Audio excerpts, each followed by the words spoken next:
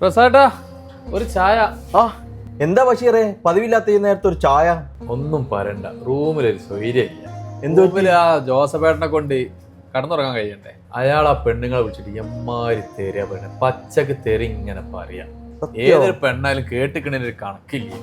Okay, ചായ വേണം അല്ലേ? ചായ എടുക്ക.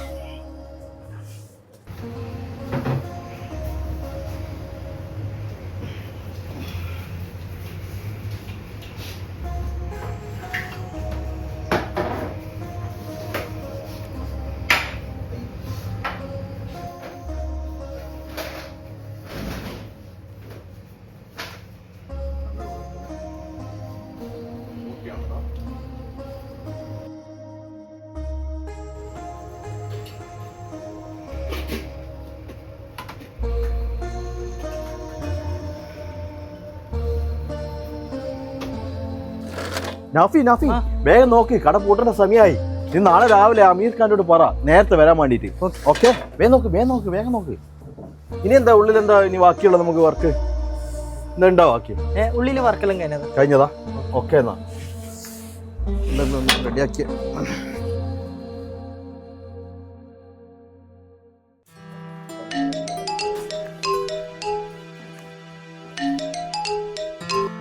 ഹലോ, ഞാനിപ്പോൾ വിചാരിച്ചേ ഉള്ളൂ റൂമിലെത്തിയിട്ട് വിളിക്കാമെന്ന്. എന്നിട്ട് മുറിയിലെത്തിയോ?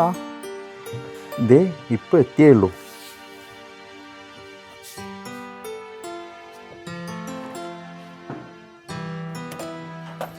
ആ എന്തായി, അമ്മയുടെ കാലിന്റെ നീരൊക്കെ കുറഞ്ഞോ? ആ, അത് കുറഞ്ഞതിന്റെ അഹങ്കാരത്തിൽ കത്തിയെടുത്ത് പറമ്പിൽ ചക്ക വെട്ടാൻ പോയിക്കണേ. ആ, ഇപ്പോൾ കാലുവേദന മാത്രമേ ഉള്ളൂ. ഇനി ആ ചക്കയും കൂടി വെട്ടി കൈയും കൂടി വേദനയാവട്ടെ. എൻ്റെ ഈശോ മറിയാവസപ്പേ, അന്ന് കയറിയപ്പോൾ തന്നെ തുടങ്ങി. ഇവർക്ക് രണ്ടുപേർക്ക് വേറെ പണിയൊന്നും ഇല്ലേ? എനിക്ക് വയ്യ പ്രസാദേട്ടാ, നിങ്ങൾ എന്നെ പറഞ്ഞാ മതി.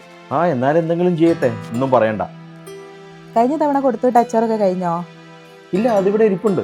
ആ, എന്നാ പിന്നെ ഈ പ്രാവശ്യം ആരെങ്കിലും വരുന്നുണ്ടെങ്കിൽ കുറച്ച് ചക്ക വരട്ടിയത് കൊടുത്തു വിടാം. നോക്കട്ടെ, ഈ മാസം ഒരാൾ നാട്ടിൽ വരുന്നുണ്ട്. മോനെ സുബേറെ, നാട്ടിൽ നിന്ന് വരുന്ന വെട്ടിക്കകത്തേ ഒരു 5 കിലോ കുറച്ചോ, അവൻ്റെ ചക്കവറുത്ത് കാണും. ഞാൻ പിന്നെ വിളിക്കാം, കുറച്ച് അളക്കാനുണ്ട്. അല്ല പ്രസാദേട്ടാ, ജോസഫേട്ടൻ പറഞ്ഞ പോലെ തന്നെ നിങ്ങൾക്ക് ഈ 2 കുട്ടികളായിട്ട് എങ്ങനെ കെട്ടികളോട് ഇങ്ങനെ പഞ്ചാരത്തനം പറയാൻ പറ്റണേ? എന്നെ കൊണ്ട് പറ്റില്ല കേട്ടോ. അത് നേരാ.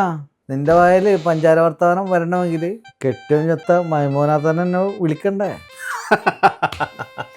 ഒന്ന് പോടോ, അതിനൊക്കെ പഞ്ചാരത്തനം പറഞ്ഞ് നിർത്തിയില്ല എന്നുണ്ടെങ്കിൽ ആമ്പിള്ളേര് കൊത്തിക്കൊണ്ടുപോയി. കാര്യം കെട്ടിയോളാകുമ്പോൾ പിന്നെ എപ്പോഴും അവിടെ തന്നെ കാണുമല്ലോ. അത് നീ പറഞ്ഞത് നേരാ.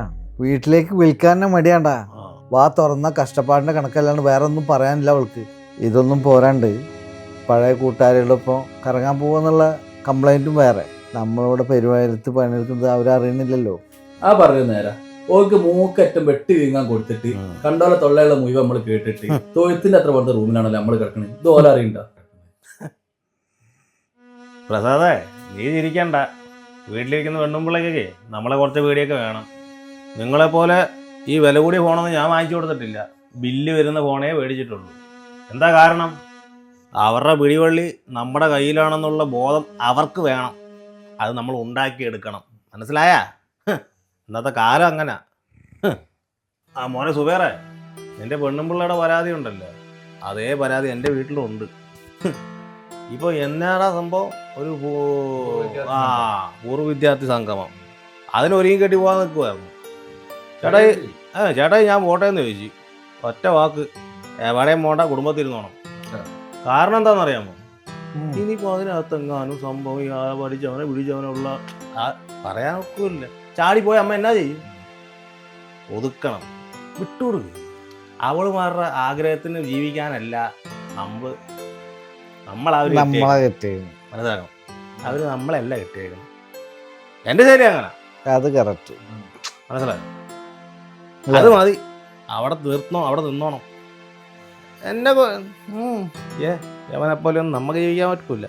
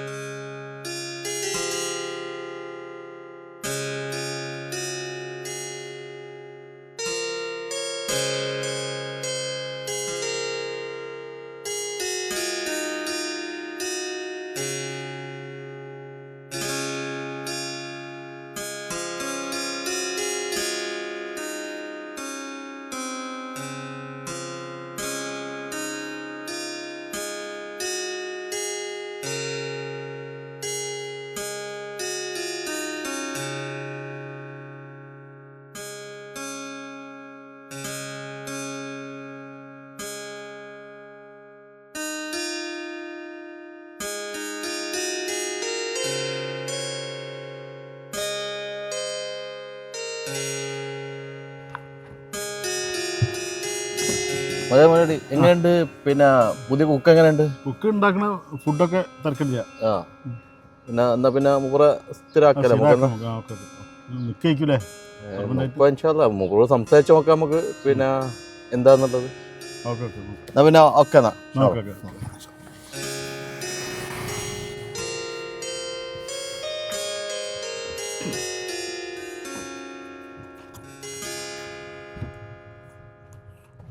എത്ര നേരമായി റാഫുക? അവൻ വരും ഇനിയിപ്പോ? വരുന്ന പറഞ്ഞ അതാ വരുന്ന. റോഫ്ക എന്തൊക്കെയാ സഹായിക്കും. വിശേഷം? ആ എന്തൊക്കെയാണ്? എന്താണ് ഇപ്പൊ നാളെയാണല്ലേ നാട്ടിൽ പോകുന്നത്? ആ. എപ്പോഴാണ് ഫ്ലൈറ്റ്? എപ്പോഴാണ്? അല്ല പ്രസാദേ, നീ നാട്ടിൽ പോകുന്നില്ലേ? പോണം, കുറച്ചും കൂടി കടങ്ങളൊക്കെ ഉണ്ട്, അതൊക്കെ വീട് കഴിഞ്ഞിട്ട് പോകാമെന്ന് ഇങ്ങനെ വിചാരിച്ചിരിക്കുകയാണ്. വൈഫിനൊന്നും വിട്ടു നിൽക്കാറില്ലല്ലോ നീ? എന്ത് ചെയ്യാനാ, അവസ്ഥ അറിയാലോ നിങ്ങൾക്ക്. ഇത് ഗീതക്കുള്ള ഗിഫ്റ്റ് ആയിരിക്കും അല്ലേ, വെഡിങ് ആനിവേഴ്സറിക്കുള്ള? അതെ അതെ. നല്ല വെയിറ്റ് ഉണ്ടല്ലോ. എല്ലാ പ്രാവശ്യവും അങ്ങോട്ട് മാത്രമേ ഉള്ളൂ, ഇങ്ങോട്ട് വല്ലതും കിട്ടാറുണ്ടോ? റോഫ്ക എന്തിനാ, അവിടെ സ്നേഹം മാത്രം പോരാ എനിക്ക്. തീർച്ചയായിട്ടും അതെന്നാണ് വേണ്ടത്. ഇവന് പിരാന്താണ്. അല്ല ഇപ്പോഴൊക്കെ ഉണ്ട് ആരെയും വെഡിങ് ആനിവേഴ്സറിക്ക് ഗിഫ്റ്റ് എടുക്കണേ. ഇവിടുന്ന് ആര് പോവാണെങ്കിലും ഇതേമാതിരി പെട്ടി കെട്ടി കൊടുക്കുക. അതാണ് സ്നേഹമുള്ള ഭർത്താക്കന്മാർ ചെയ്യേണ്ടത്. അല്ലാതെ കിട്ടുന്ന പൈസ വേണം ഇവിടെ അടിച്ചു പൊളിച്ചിട്ടെന്ന കാര്യം. അവർക്കും വേണ്ട ഇതുപോലുള്ള എന്തെങ്കിലും സന്തോഷങ്ങളൊക്കെ. അപ്പം എന്നാ ശരി, ഓക്കെ എന്നാ റോഫ്ക. പോയി വരാം. ഓക്കെ ഓക്കെ എന്നാ ശരി. ഓക്കെ എന്നാ പോവാം നമുക്ക്. എന്താ പ്രസാദേ, ഇന്നെന്താ ലീവ്? കഫ്റ്റീരിയ സാധാരണ ലീവൊന്നും കിട്ടാത്താണല്ലോ എനിക്ക്. എടോ എന്നോട് ഞാൻ എവിടെയാ ഉള്ളത് മോനെ? ഇല്ല, ഞാൻ രാവിലെ തൊട്ടേ എൻ്റെ അവളെ വിളിക്കുന്നു, പക്ഷേ അവൾ ഫോൺ എടുക്കുന്നില്ല, എന്താണെന്നറിയില്ല. നീ വേറൊരു കാര്യം കൂടി ഉണ്ട്. നീ 24 മണിക്കൂറും അവളെ എന്താക്കുക, അങ്ങോട്ട് പോയി അങ്ങോട്ട് പോയ ഈ സാധനം വിളിച്ചോണ്ടിരിക്കുന്ന എന്തിനാ? അവർക്കൊരു ഫ്രീഡം കൊടുക്കണ്ടേ? അവർക്ക് എന്തെല്ലാം പണി ഉണ്ടാവും? അത്രയും കാര്യങ്ങൾ അതൊക്കെ ആയിക്കോട്ടെ. അല്ല, ഞാനതല്ല പറയുന്നത്, എന്നോട് എപ്പോഴും ഇങ്ങനെ വിളിച്ചോണ്ടിരിക്കല്ലേ. എൻ്റെ ഭാര്യയ്ക്ക് എന്നെ അറിയാം, ഞാൻ വിളിക്കുന്നതാണ് അവർക്ക് സന്തോഷം. ഓ ആയിക്കോട്ടെ ആയിക്കോട്ടെ, ശരി. ഇഞ്ഞും എൻ്റെ ഭാര്യ എന്താ ആയിക്കോട്ടെ. നിങ്ങൾ നിങ്ങളെ ഭാര്യയെന്ന് വിളിച്ച് എപ്പോഴും വിളിക്കാത്തതുകൊണ്ടാ. വിളിച്ചു വയ്ക്കോ. നമ്മളില്ലേ? ഹലോ, ഞാൻ നിന്നെ കുറേ നേരമല്ലേ വിളിക്കുന്നു, നീ എന്താ ഫോൺ എടുക്കാത്തത്? ഞാൻ വാഷ്റൂമിലേനോ, അതാ കേൾക്കാഞ്ഞ്. അത് മോൾ സ്കൂളിൽ വന്നപ്പോഴേ നല്ലൊരു പനി. അപ്പം അച്ഛനെയും കൂടി ഞാൻ ഹോസ്പിറ്റലിൽ പോയതായിരുന്നു. എന്നിട്ട് എന്ത് പറഞ്ഞു? ഡോക്ടർ എന്ത് പറഞ്ഞു? ചേട്ടാ അവിടുന്ന് ഒരു ഇഞ്ചക്ഷൻ അടിച്ചു, അപ്പം തന്നെ കുറച്ച് കുറവുണ്ട്. മോളെവിടെ? മോൾ ഇതാ പാത്തുൻ്റെ അങ്ങോട്ട് പോയിട്ടുണ്ട്. നീ ഫോൺ എടുക്കാണ്ടായപ്പോൾ ഞാനൊന്ന് പേടിച്ചു. അത് ഞാൻ ഹോസ്പിറ്റലിൽ പോണ തിരക്കിൽ ഫോൺ ചാർജ് കുത്തിയിട്ടേനു, എടുക്കാൻ മറന്നുപോയി. അത് സാരമില്ല, തണുത്തതൊന്നും കൊടുക്കണ്ട, നീ അവൾക്ക് കഞ്ഞി കൊടുത്താൽ മതി. ഞാൻ കുറച്ച് കഴിഞ്ഞിട്ട് വിളിച്ചാൽ മതിയോ? ഞാൻ ഹോസ്പിറ്റലിൽ പോയി വന്നതല്ലേ, കുളിച്ചില്ല, കുളിച്ച് വന്നിട്ട് വിളിക്കാം. എന്നാ ചെന്ന് കുളിക്ക്, ഞാൻ നാളെ വിളിക്കാം. Okay, bye, good night. എന്താടാ, എന്താ പറ്റി? ഒന്നുമില്ല, എന്താ പറ്റി? അത് മോള് സ്കൂൾ വിട്ട് വന്നപ്പോൾ പനി ചെറുങ്ങനെ, അപ്പോൾ അവൾ ഹോസ്പിറ്റലിൽ കൊണ്ടുപോയതാണ്. അത് അവൾ ഫോൺ എടുക്കാതെ. ഞാൻ പറഞ്ഞില്ലേ എൻ്റെ ഗീതു പിന്നെ വിളിച്ചാൽ ഫോൺ എടുക്കാതിരിക്കില്ല.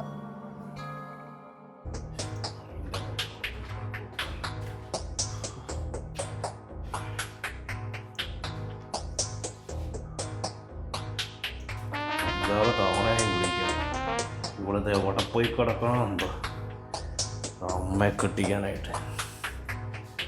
കൊണ്ട് കിടക്കാൻ എങ്ങാനേട് നമുക്കുള്ളത് എൻ്റെ കയ്യിലിരിക്കണേ.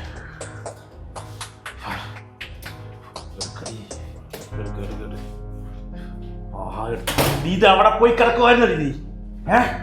ഞാൻ അമ്മയെ കെട്ടി അമ്മച്ചേർന്നു. അവളെന്തേ സോഫി? മോളാ, അവളെന്തിനാ കരയണേ? അവളുടെ കൊടുത്ത അമ്മച്ചി, അവളുടെ കൊടുത്ത ഫോണ്. ഹലോ, മോളെന്നാടി കരയണേ? എന്നാ പറ്റി നിനക്ക്? ഇത് തള്ളെന്തി? ഈ കരയാതെ കാര്യം പറ. മെസ്സേജ് വാട്സപ്പിലോ? നിന്റെ തള്ള എന്തോ വിട്ടിട്ടുണ്ട്, ഞാനൊന്ന് നോക്കട്ടെ. ഞാൻ നോക്കിയിട്ട് വിളിക്കാം. ഇവളെന്നാ ഒരു കുട്ടേക്കറേ. അപ്പൻ്റെ പ്രായമുള്ള ഒരാൾ വന്ന് കല്യാണം അന്വേഷിച്ചപ്പോഴേ ഞാൻ ഒന്നും നോക്കാതെ സമ്മതിച്ചതേ നിങ്ങൾ എന്നെ സ്നേഹിച്ചു കൊണ്ടു നടക്കുമെന്ന് വിചാരിച്ച. പിന്നെയാണ് മനസ്സിലായത് നിങ്ങൾക്ക് വേണ്ടത് ഭാര്യയല്ല, വീട്ടിൽ 24 മണിക്കൂറും ജോലി ചെയ്യുന്ന ഒരു വേലക്കാരിയെയാണെന്ന്. ഇനി അതിനെന്നെ കിട്ടില്ല. എന്നെ ഇഷ്ടപ്പെടുന്ന ഒരുത്തുണ്ട്, ഞാൻ അവൻ്റെ കൂടെ പോവാം. നിങ്ങളോട് ഒന്നും പറയാതെ പോകണമെന്നാണ് ഞാൻ കരുതിയത്. പിന്നെ 2 വാക്ക് പറഞ്ഞിട്ട് അങ്ങ് പോവാമെന്ന് വിചാരിച്ചു. എൻ്റെ മോളെ ഞാൻ ഇപ്പോൾ കൊണ്ടുപോകുന്നില്ല. എൻ്റെ സ്വഭാവം തിരിച്ചറിയുമ്പോൾ എൻ്റെ മകൾ എന്നെ തേടി വരും. പിന്നെ ഇനി കേസും കൂട്ടുമായി എന്നെ എൻ്റെ പിന്നാലെ വരരുത്. ഇത്രയും കാലം കാട്ടിക്കൂട്ടിയതെല്ലാം എൻ്റെ ഫോണിൽ കിടപ്പുണ്ട്. ഇതെല്ലാം ഞാൻ നാട്ടിലൊക്കെ കേൾപ്പിച്ചു കൊടുക്കും. പണി പറ്റിച്ചാണല്ലോ.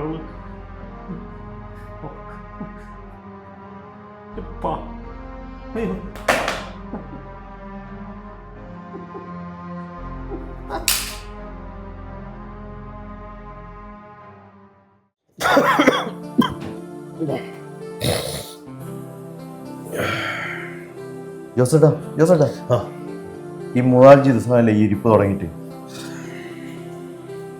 ഓള് കണ്ടവൻ്റെ കൂടെ പോയിട്ട് നിങ്ങൾ തിന്നാണ്ട് മുറിച്ചിട്ട് എന്താ കാര്യമുള്ളത്? അതല്ല പ്രസാദേ, എൻ്റെ കൊച്ചിൻ്റെ കരച്ചിൽ കാണുമ്പോൾ ഉണ്ടല്ലോ നെഞ്ഞൊട്ടി പോടാ.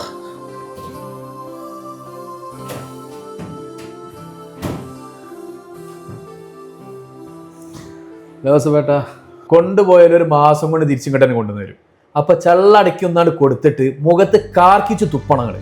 ശരിക്കും നിങ്ങൾ സ്വന്തം ഭാര്യമാരെ കുറിച്ച് നിങ്ങൾ എന്താ കരുതിയിരിക്കുന്നത്? ഞാൻ അവളോട് ചിരിച്ചും കളിച്ചും സംസാരിക്കുമ്പോൾ നിങ്ങൾ എന്നെ കുറെ കളിയാക്കിയിട്ടുണ്ട്. ഞാനൊരു പെൺകോന്തനാണ് എന്ന് പറഞ്ഞ് എന്നും വിളിക്കുമ്പോൾ പേടിയോടെ ആണെങ്കിലും അപ്പുറത്തൊരാളില്ലെങ്കിൽ ആകെ തളർന്നു പോകും. കാരണം എന്താണെന്നറിയോ? അപ്പുറത്തൊരാളുള്ളതാണ് നമ്മുടെയൊക്കെ ധൈര്യം. പ്രസാദേ, നീയാണല്ലോ ശരി. കാരണം എന്താണെന്നറിയോ? ഞാൻ നിങ്ങളോടൊക്കെ എപ്പോഴും പറയാറില്ലേ, എൻ്റെ പണം കണ്ടിട്ടാണ് എൻ്റെ പെണ്ണുമ്പോൾ എൻ്റെ ജീവിതത്തിലേക്ക് കയറി വന്നതെന്ന്. ശുദ്ധ അസംബന്ധമാണോ. പണത്തേക്കാൾ വലിയ മൂല്യം സ്നേഹത്തിന് തന്നെയാ. അല്ല, അതെൻ്റെ ഭാഗത്തുണ്ടോ തെറ്റുകുറ്റങ്ങളൊക്കെ? ഇനി അതൊന്നും തിരിച്ചു വിട്ടില്ലല്ലോ. നിങ്ങളുടെ ജോസഫ് അച്ഛൻ അവിടെ തോറ്റുപോയി മക്കളെ.